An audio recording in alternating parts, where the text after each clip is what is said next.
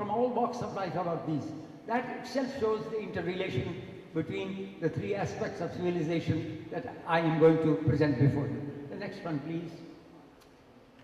What we have done is taken the 105 or 106 renowned Muslim scientists of the Muslim era, who have been documented in Gillespie's Dictionary of Scientific Biography in 16 volumes, published in USA about 30 years ago.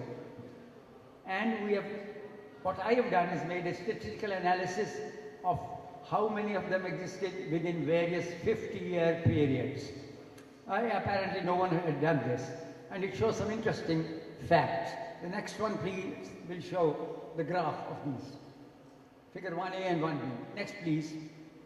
You see 1, 2, 3, 4, 5 clear peaks, and there's no doubt about them. It goes up. The first one is about 250 Hijrah. The second one is about 350.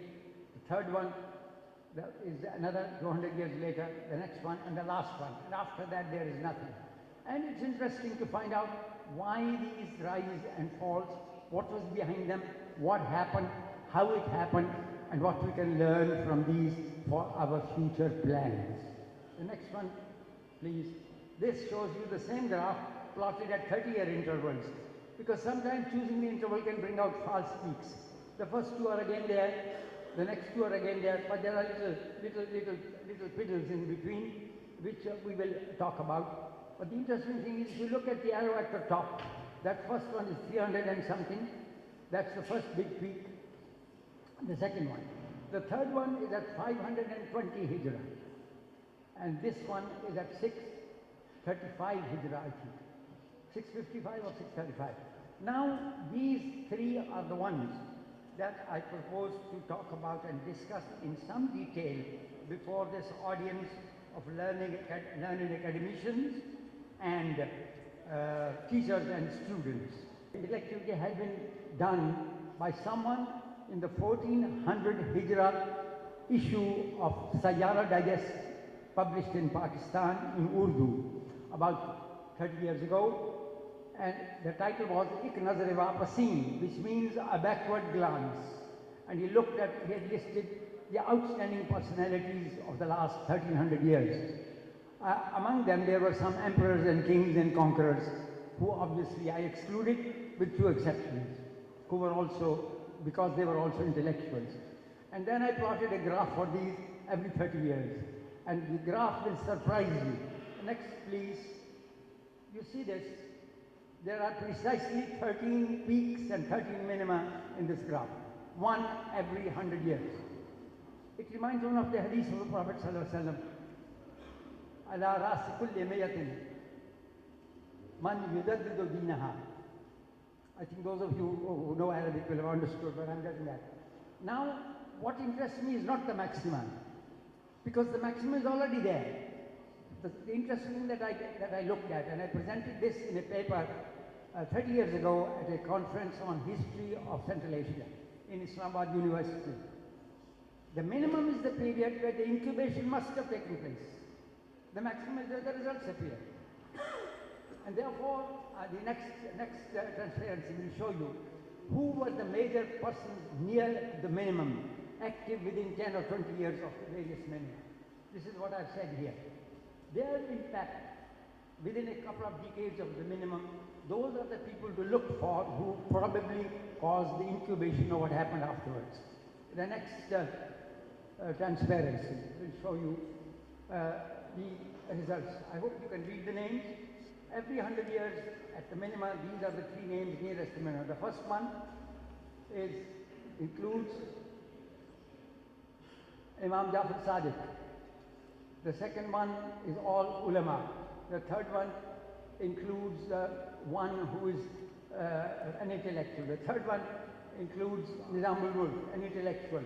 The fourth one includes Ibn Rushd, obviously an intellectual, but also an alim of deen. Because in those days it was a multidisciplinary activity. The next one is Jalaluddin Rumi. And then in the lower line we have again people for the next few centuries. Again we have the one exception that I've put here, two exceptions, is Salahuddin and I think Alamgir, who were both, in one sense or the other, men of religion. Now you see, out of this, there are about 7 or 8 intellectuals at the minimum. Now we have to see what happened as a result of the activity at these various minima. No one seems to have attended to this. It is the incubating period where you find out what was going on in the society, what these new people provided, and how it produced new science.